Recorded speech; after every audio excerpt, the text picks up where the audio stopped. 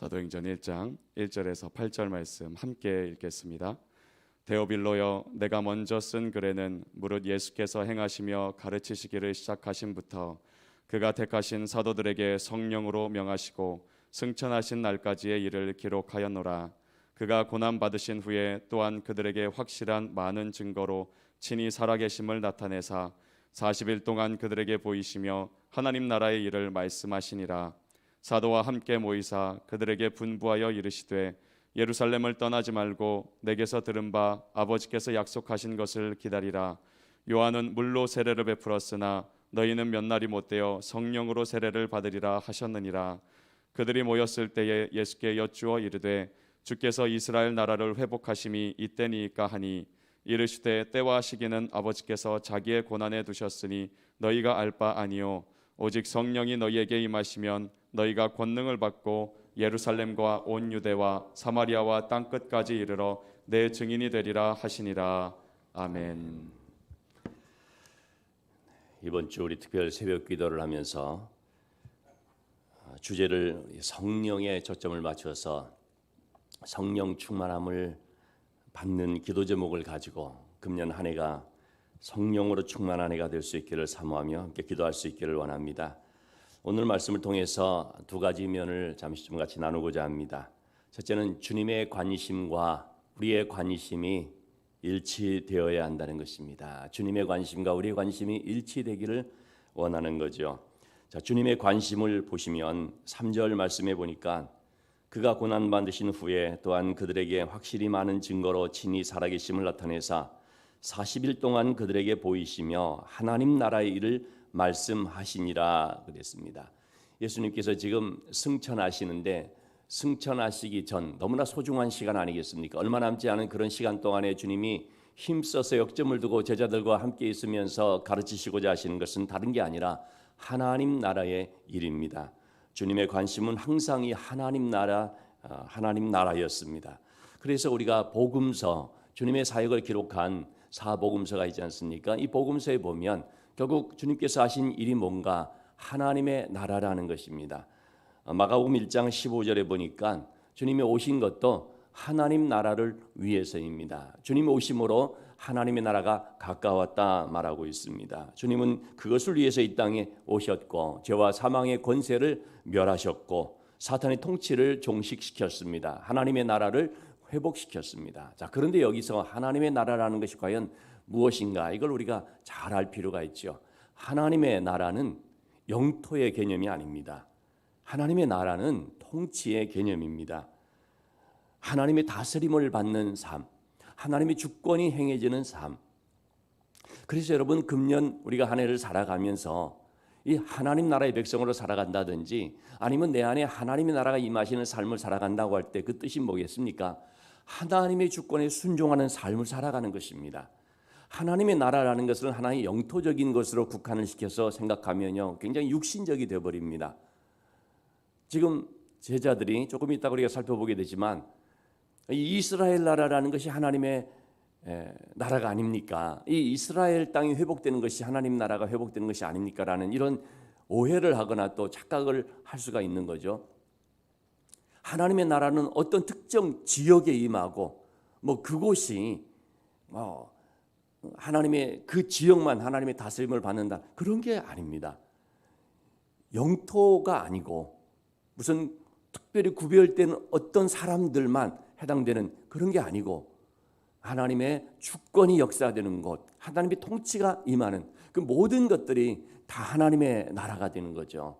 그렇기 때문에 내 삶이 하나님의 나라가 될 수가 있고 내 가정이 하나님 나라의 가정이 될 수가 있고 교회가 또 하나님의 나라의 모습을 보여주고 더 나아가서 이 땅 가운데 하나님의 통치가 온전히 이루어지게 되면 하나님의 나라가 되는 것이죠. 그런 점에 있어서 우리가 이 하나님의 나라에 대한 것을 잘 생각을 해야 되고 이해를 해야 되는데요. 주님께서는 바로 이 하나님의 다스림을 받는 삶을 가리켜서 하나님의 나라를 말한 것이고 그래서 우리가 하루하루를 살아가면서도 하나님 나라의 삶을 산다는 것은 하나님께서 내 나라의 왕 되시는 즉 하나님이 나의 왕 되시고 하나님이 나의 주인 되시는 거기에 순종하고 그 주권을 인정하면서 다스림을 받는 삶을 살아가는 것이라는 것을 우리가 잘 알아야 되겠습니다. 그리고 그런 삶이 될 수 있기를 주님의 이름으로 축원합니다. 자, 이렇게 하나님의 나라가 이루어지기 위해서 굉장히 중요한 것이 있습니다. 이것을 이루는 것이 과연 무엇인가? 오늘 4절의 말씀에 나오는 것처럼 사도와 함께 모이사 그들에게 분부하여 이르시되 예루살렘을 떠나지 말고 내게서 들은 바 아버지께서 약속하신 것을 기다리라. 자, 여기서 이 4절에서 주님은 아버지께서 약속하신 것을 말합니다. 그리고 또 동일한 이 배경 가운데서 주신 말씀이 누가복음 이제 마지막 부분에서의 말씀인데요. 그때도 주님께서 승천하시기 직전에 제자들에게 남기시는 말씀인데 똑같은 말씀이죠. 자, 내가 아버지께서 약속하신 것을 너에게 보내리라. 이 아버지께서 약속하신 것이라고 표현하고 있는 지금 이 말씀을 하고 있습니다. 여러분, 그게 뭡니까? 하나님께서 주신다고 약속하신 것, 그리고 주님께서 제자들에게 가르쳐 주신 것, 아버지께서 보내리라 말씀하신 그것은 다름이 아니라 5절 말씀에 이어서 나오는 것처럼 성령입니다. 너희가 이제 성령으로 세례를 받으리라. 주님은 십자가를 앞에 두고 요한복음 14장 그리고 요한복음 16장 우리가 나중에 찾아서 한번 잘 읽어보시면 알겠지만 아주 중점적으로 말씀하고 있는 것이요, 성령에 대한 말씀입니다. 내가 가면 보혜사 성령이 너에게 오시리라. 그는 진리의 영이라. 너희는 성령은 너희를 가르치시고 너희를 하여금 죄에 대해서 의에 대해서 심판에 대해서 알게 하시고 또 그분은 너희와 함께 하시면서 너희로 하여금 나중에 무엇을 말할지를 알게 해주시는 분이시다. 성령이 오심을 말합니다. 예수님께서 십자가를 앞에 두신 가장 그 중요한 시점에 다른 여러 가지 말씀을 하실 수도 있지만은 성령에 대한 말씀을 하시는 것입니다. 왜냐하면 제자들이 가장 잘 알아야 되고 또 가장 큰 관심을 가지고 이제 받아들여야 될 바로 그것이 성령이다라는 점에서 말씀한 거죠. 자, 주님께서 이렇게 말씀을 하시면 승천을 하시면서 너희가 몇 날이 못 되어서 이제 성령을 받게 되고 그리고 성령으로 세례를 받게 될 것이다라는 이 말씀을 하시면 여러분, 제자들은 당연히 예수님에게 무엇을 물어야 됩니까? 그럼 주님, 성령이 언제 오십니까? 혹은 성령이 오시면 어떻게 되겠습니까? 성령은 어떤 분이십니까? 이런 성령에 관해서 물어야 될 것 같은데 제자들이 물은 것이 뭡니까? 6절 말씀에 보니까 그들이 모였을 때 예수께 여쭈어 이르되, 여기서 여쭈어 이르다, 묻자와 가로되, 여러분 이 말씀은 과거 미완료 과거 시제로 되어 있습니다. 그러니까 계속 물었다라는 것입니다. 그만큼 제자들이 관심을 갖고 예수님께 묻고자 하는 것은 바로 이 이스라엘 나라의 회복이 언제입니까? 그들의 관심 속에는 이 이스라엘 나라의 회복, 쉽게 말하면 이스라엘의 독립, 여기에 지금 굉장히 많은 관심을 가지고 있는 것이죠. 그래서 늘 주님께 아마 물었던 것 같습니다. 지금 예수님께서 승천하시는 정말 이 중요한 시점에 여기서도 지금 그들이 예수님이 말씀하고 있는 성령에 관해서 묻는 것이 아니라 이스라엘 나라의 회복이 언제입니까? 이스라엘 나라는 제자들이 지금 이 말을 하고 있는 약 한 600년 이전에 바벨론에게 멸망을 당한 후로 대부분 남의 나라의 식민지로 쭉 살아가고 있습니다. 예수님 당시 이때도 로마의 속국으로 살아가고 있지 않습니까? 여러분, 남의 나라의 식민지로 살아간다는 건, 남의 나라의 지배를 받는다는 것이 얼마나 고통스럽다는 것을 우리가 직접적인 체험은 안 했지만 우리 민족의 역사 가운데서 좀 알고 있지 않습니까? 일본에 36년 동안 강제로 점령당하는 일제 감정기가 우리에게 있었고, 그때는 우리가 나라의 영토만 빼앗기는 것이 아니라 주권만 빼앗기는 것이 아니라 말도 빼앗기고 이름도 빼앗기고, 얼마나 우리 백성들의 삶이 참 비참했고 이 땅이 황폐가 됐고, 그리고 우리 민족들 간에도 막 분열이 일어나고, 사실 이 일제의 그런 그 강점기로 인하여서 우리나라가 분단이 되었다는 것도 과언이 아니죠. 왜냐하면 그 해방되는 이 과정 속에서 주요 당시 강대국들이 우리나라를 자기들 마음대로 그냥 분할해버리는 그런 일들이 벌어지지 않습니까? 그러니까 식민 통치를 받는다는 것이 참 고통스러운 일이지요. 열심히 땀 흘려 일해도 세금으로 그냥 막 거의 다 뺏어가 버리고, 또 나라의 독립을 위해서 뭔가 좀 이렇게 힘써 보려고 하면은 막 다 잡혀가는 것이고, 이 나라에서 도저히 살 수 없구나 싶어서 다른 나라로 뿔뿔이 흩어지고, 그러니까 이 이스라엘 백성들이 디아스포라라고 하는 여러 나라로 흩어지는 그런 일들이 많이 있었죠. 자, 그렇기 때문에 그들은 메시아에 대한 갈망을 계속 해온 것이죠. 그리고 드디어 예수님께서 오심으로써 이 땅에 그리스도께서 오셨다. 얼마나 좋아했습니까? 그런데 그 그리스도께서 십자가에 못 박혀 죽어버리고 말았습니다. 얼마나 또 실망이 됐겠습니까? 그런데 그 주님께서 부활하셨습니다. 그러니 또 이 제자들에게는 드디어 이제 이 땅에 이 이스라엘 이 우리 나라에 주권이 회복되는 그런 때가 왔구나, 그런 생각을 하지 않을 수가 없겠죠. 정말 충분히 우리가 이해가 됩니다. 그렇지만 주님께서 그 제자들의 물음에 대해서 뭐라고 대답을 합니까? 7절 말씀해 보니까 이르시되 때와 시기는 아버지께서 자기의 권한에 두셨으니 너희가 알 바 아니요. 여기서 주님께서 하시는 말씀을 우리가 잘 이해를 할 필요가 있습니다. 예수님이 제자들의 관심을 갖는 이스라엘 나라의 회복이 언제입니까? 라는 것에 대해서 너희는 그런 거 신경 쓸 필요 없다, 그 말 하는 거 아닙니다.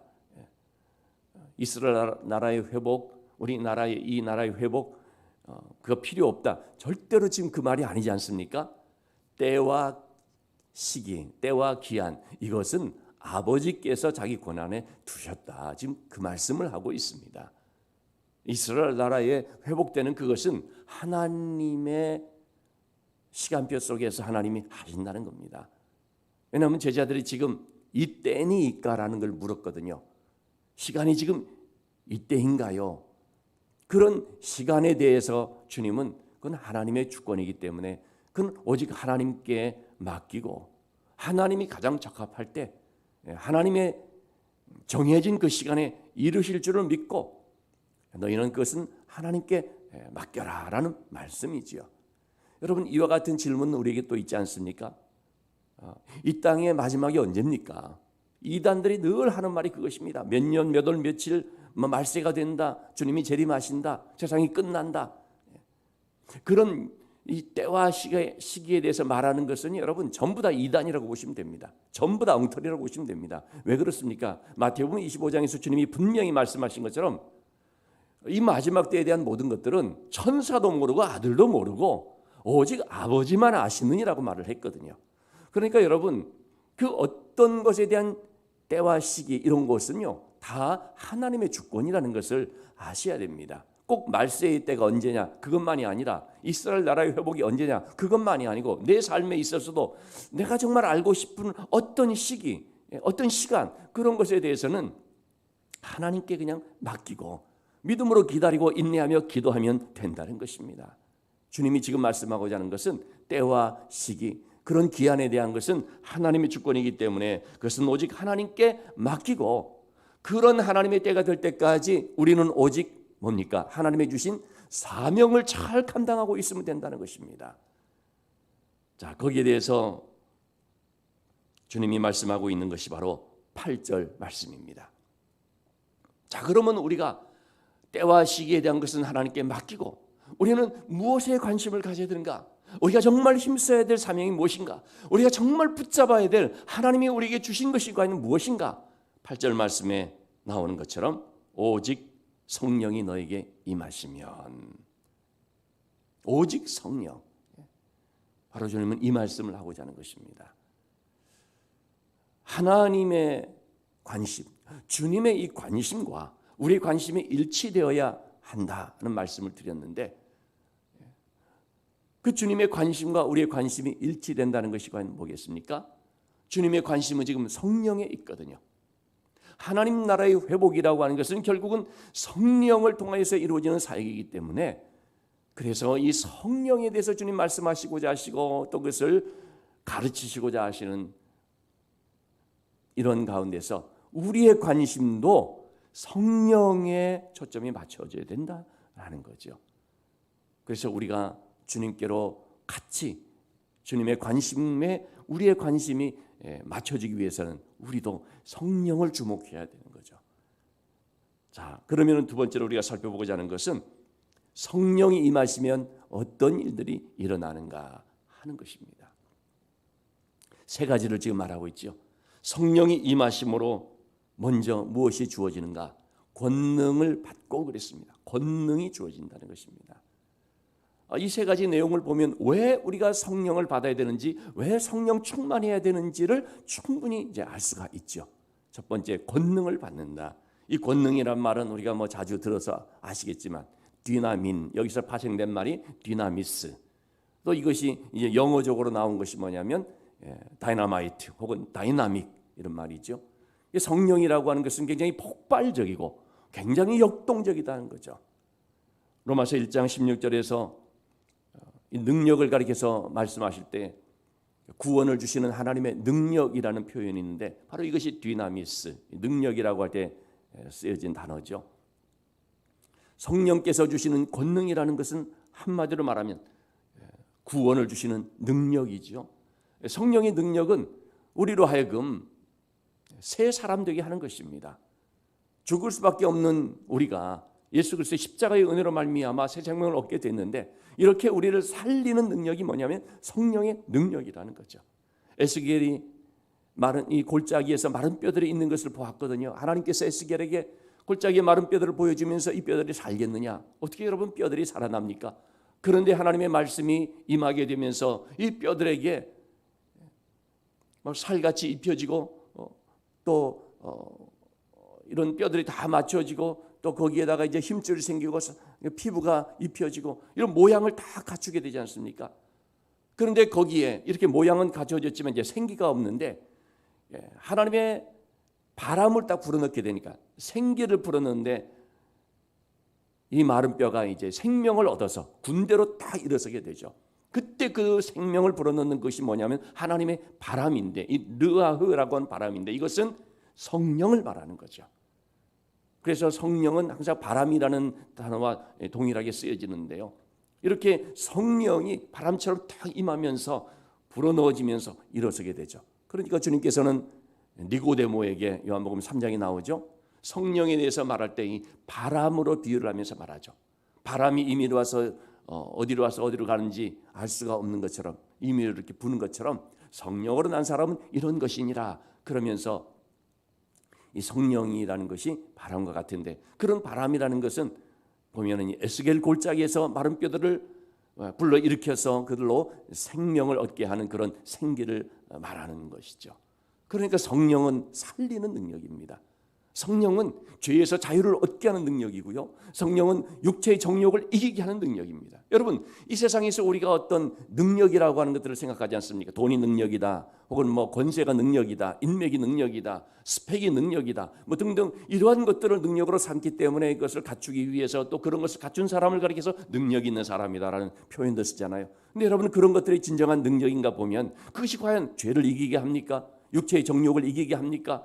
낙심하고 침체된 자를 불러일으킵니까? 못하잖아요. 그렇게 할 수 있는 진정한 능력은 오직 성령밖에 없는 것입니다. 그래서 우리가 성령 받아야 되고 성령 충만해야 되는 이유는 우리의 삶 속에서 이런 능력을 힘입기 위해서입니다. 그런 점에 있어서 빌립보서 4장 13절 말씀에 보면 능력 주시는 자 안에서 내가 모든 것을 할 수 있다라고 말할 때도 이 능력이 결국은 뭘 말하는가? 성령의 능력인 것을 알 수가 있죠. 이 성령의 능력을 우리가 힘입게 되면 그러면 우리는 우리의 삶 속에서 내가 뭐 능치 못함이 없다 그런 것보다도 어떤 상황 속에서도 내가 믿음으로 살 수 있다 하는 이 고백을 할 수가 있는 것입니다.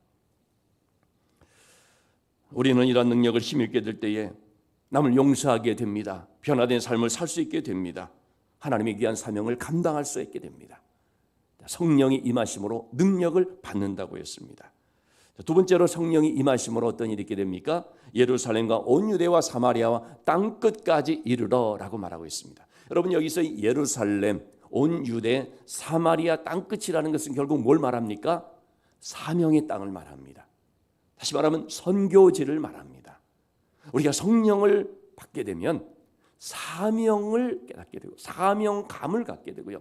또 사명의 땅으로 가게 됩니다. 여러분, 이 예루살렘, 온 유대, 사마리아 땅끝, 이런 사명의 땅이 과연 어딜까요? 어떤 사람은 다음 세대가 땅끝이다, 뭐 이런 표현도 썼더라고요. 그게 무슨 의미인지를 알죠. 땅끝이라는 것은 복음이 아직 전해지지 않은 곳이잖아요. 미전도 종족이잖아요. 다음 세대, 정말 얘네들은 참 복음 전하기가 얼마나 힘든지 땅끝이다라는 그런 느낌까지 갖는다는 것인데, 여러분, 이렇게 우리는 땅끝이라는 것을 뭐 여러 가지로 얘기를 할 수가 있겠습니다. 나와 가장 가까운 사람이 어떤 의미에서 땅끝이 될 수도 있겠죠.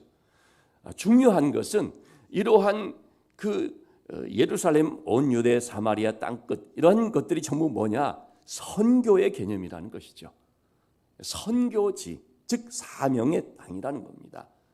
여러분, 우리가 신앙생활을 하면서 그냥 나만, 우리 가족만, 혹은 우리 교회만, 어떤 경우에는 우리 나라만 이렇게 되는 경우들 있잖아요. 여기가 좋사오니, 이걸로 족하오니, 이렇게 우리가 생각한다면 그것은 신앙 안에서 건전한 가치관이 아닙니다. 그렇죠? 우리끼리만, 절대로 그렇게 돼서는 안 되는 거죠. 예루살렘 교회가 좀 그런 모습들이 있었거든요. 예루살렘 교회는 좋은데 참 그 안에서는 얼마나 은혜롭고 분위기 좋고 서로 유무상통하고, 그런데 그들이 선교지를 향해 나가지를 않는 거죠. 예루살렘에서 온 유대로 가야 되는데 온 유대라고 하는 선교지를 바라보지를 않는 거죠. 그런 사명의 땅을 바라보지를 않는 것이죠. 여러분, 신앙생활하면서 분위기가 좋다면 얼마나 신앙생활에 행복하고 정말 해피합니까? 그러나 그렇게 하면서 항상 우리가 기억해야 할 것은 뭐냐면 선교지거든요. 사명의 땅이거든요. 왜냐하면 우리 신앙생활이라고 하는 것은 하나의 배로 비유하면 종종 얘기를 하지만 유람선과 같은 우리끼리 즐기는 그런 배 안에 타고 있는 것이 아니라는 거죠.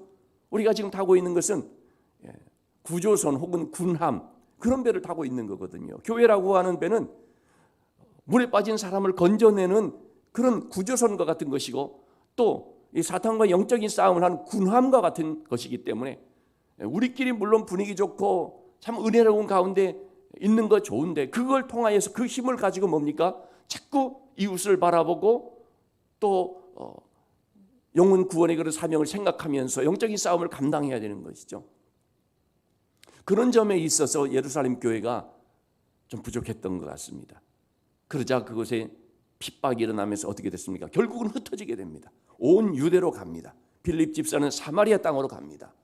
그리고 바울 사도를 중심으로 하면서 드디어 땅끝이라고 할 수 있는, 땅끝의 시작이라고 할 수 있는 이방인으로 복음 전파가 시작이 되는 것이죠. 자, 이와 같은 것들은 전부 다 사명을 말하는 것이고 선교지를 말한다는 것입니다. 그래서 우리는 여러분, 성령 충만을 받음으로써요, 자꾸 복음 전도, 선교, 이러한 그 사명의식을 가져야 되는 거죠. 빚진 자의 마음을 가지고 아직 복음을 듣지 못한 사람들에게, 아직 믿지 않는 불쌍한 영혼들에게 찾아가서 내가 전도해야 된다는 이 마음을 가져야 되죠. 그것은 성령으로 말미암아라는 것입니다. 자, 그리고 세 번째로 성령을 받으면 어떤 일이 또 있게 된다는 것입니까? 내 증인이 되리라. 증인이 된다는 것입니다. 선교지로 가는 이것과 증인이 된다는 것은 비슷해 보이는 것 같지만 또 엄연히 좀 다른 내용입니다. 증인이 된다는 것은 뭡니까? 내가 있는 자리에서 꼭 굳이 선교지 뭐 이렇게 안 가도 내가 있는 이 자리에서 보고 들은 것을 말할 수 있는 그 증인의 삶을 말합니다. 성령이 임하면, 여러분, 성령의 사람은 성인이 되는 것이 아니고, 성인 군자가 되는 것이 아니고 증인이 됩니다. 예수 믿는 사람은 성인이 되기 위해서 힘쓰는 것이 아닙니다. 증인이 되기 위해서 힘쓰는 것입니다. 증인이라는 것이 뭡니까? 사도행전 4장 20절의 말씀에 나오는 것처럼 우리는 우리가 보고 들은 것을 말하지 않을 수 없나니, 사도들이 한 말이죠.